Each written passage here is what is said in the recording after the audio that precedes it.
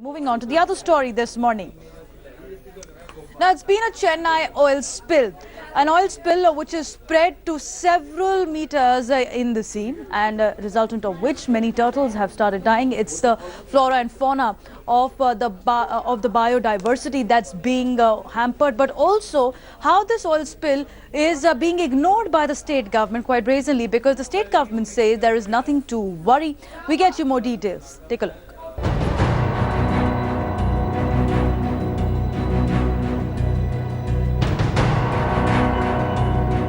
A massive oil slick along the Ennore-Chennai coastline. A large number of turtles belonging to the endangered olive Ridley species found dead near the beach.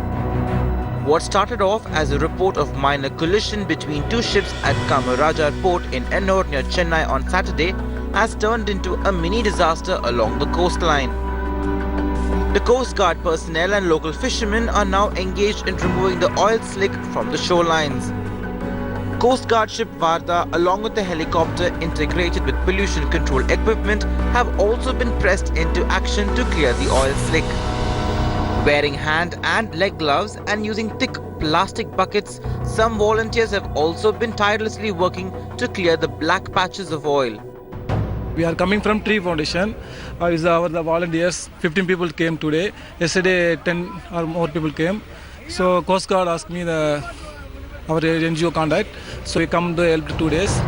The fishermen and environment activists are demanding action against port officials for allegedly attempting to underplay the collision and its after effect. The fishermen community also wants compensation from the government as their livelihood has been severely hit. For the fishermen community, the impacts began, I think, sometime by midday day before yesterday, and it continues even today. The communities that have been worst affected are in the north. Meanwhile, the Tamil Nadu government has said that people need not fear to consume fish. The oil spill that took place near the Ennore port after two ships collided has caused a huge environmental impact along the coast of the marina. It is seen that large patches of oil have been, gathering around the coast, and it is seen that now manually people are removing the oil spill, and it is seen that though two submersible pumps have been installed, it's not sufficient, and more oil is being pushed towards the shore. With camera person Daniel from Chennai's Ennore port, this is Akshay Nath for India Today. So let's take you through exactly what has happened. It's been 56 hours and counting after that oil spill in Tamil Nadu near Kamarajar port. You had one vessel that was moving in the sea, one vessel that was coming out, and both of them collided. And post that, from MT Kanchipuram is where the oil spill has happened. It's been spread around the area. The sludge can be seen around the area, and this is hampering not only the biodiversity in this area, but also there have been efforts not only by the Indian Coast Guard. There are many volunteers that are also engaged in to ensure the oil spill that is happening around 10 centimeter per second, it's being spread around this area, is stalled. Let me go across to Nityanand, who's joining us this morning. Now, Nityanand, what are the challenges do you believe that right now the rescue and the volunteer workers are facing? Well, first thing is, I think most of the people engaged in the mopping up of the oil are not well protected. They can be seen entering the toxic soup with bare feet and handling the oil. This is not advisable. This is not the standard protocol.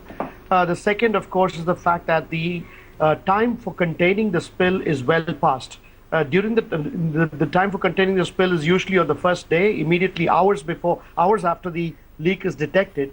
But the first couple of days were spent denying that any such incident had happened. The Kamarajar port is horribly guilty of allowing a spill of this magnitude. It's actually not a very large amount of oil by the looks of it, but then it has been allowed to spread very far.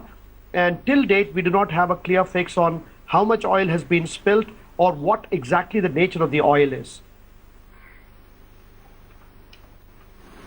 So just be with me. I want to take our viewers through these exclusive visuals that we've been able to access this morning. Let's take our visuals through these exclusive visuals that are coming in of the oil spill and as it happened. Joining me in the newsroom with these visuals is Jugal Purohit, who's getting us the story. So Jugal, take us through them. Well, Devina, these visuals are actually telling you just what took place. These were taken moments after the collision happened at sea, and they tell you the story of just what's happening out there. There's a Coast Guard helicopter, a Coast Guard ship which is viewing it. This precisely is the spot where, you know, the two ships have collided, out of which, of course, the oil was spewing. This is the Kanchipuram Dawn, the ship which is the polluter in this particular case. You can see that there is this equipment which is there, and this is the site precisely where the MV Maple crashed into it, and the oil has been spewing out ever since. Now, interestingly, on Saturday morning when we first broke this story on India Today, we were informed that the quantity of the spill is very limited. It's a very minor incident, and that, you know, in a matter of few hours the port will handle it and the matter will be over. But it isn't, and we're now talking almost a week after that incident, where the entire coastline around Chennai has been divided into 4 zones. There are hundreds of volunteers, men from the Coast Guard, the government, but interestingly not from the polluter, which is the crew and the agency which is handling this particular ship. They are not there at the site, even as the fishermen remain deprived, as the coastline remains completely marred.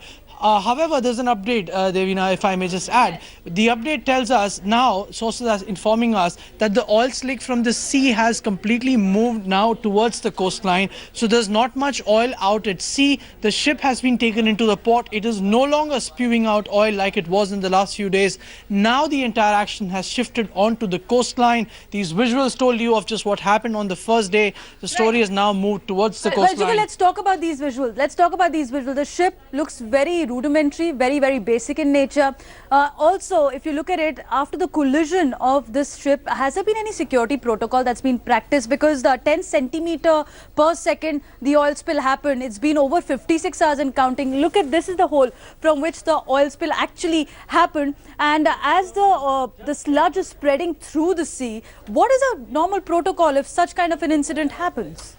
Well, Devina, it depends on just where the incident takes place to start with. If it has happened inside the limits of the port, then the port authorities have to come into the picture, have to segregate, isolate the ship, you know, spread a plastic boom or a plastic rope around to contain the spill, because oil does not go down, it remains on the surface. So you actually physically segregate and remove it.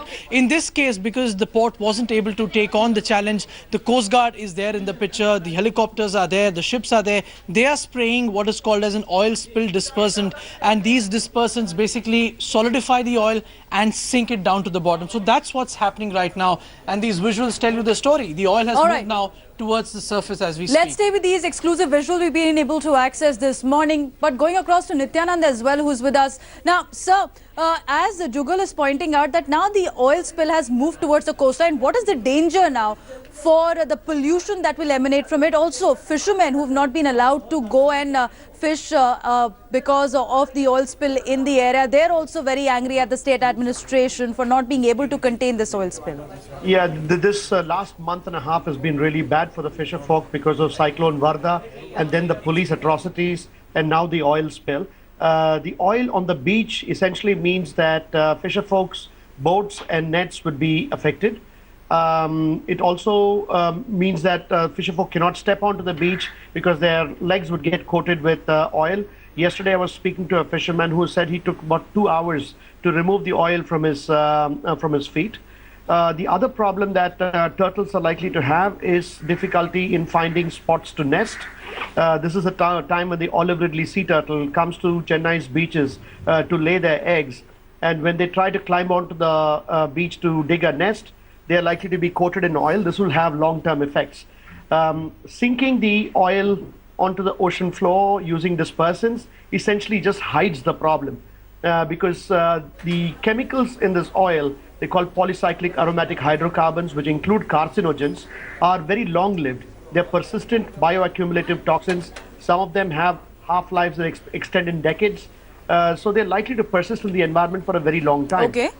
Unfortunately, the Coast Guard has been made to do its job with its eyes tied. The Kamaraj port ought to have immediately gotten into action, done an assessment of the damage to the ship, the amount of oil leaking out, and conveyed that to the Coast Guard. And the second thing is, they took a long time. It took about a day and a half, 2 days for the Kamaraj port to allow the ship to come into the harbor to berth. So there has been a significant delay in responding to the oil spill is what Nityanand is saying today morning. Thanks for joining us. So Jugal, as we're looking at now the oil spill coming towards the port, significant challenges still remains for the volunteers, the Coast Guard and the state administration, which is now trying to contain this oil spill. And this is a top story on India Today that we're tracking through the day.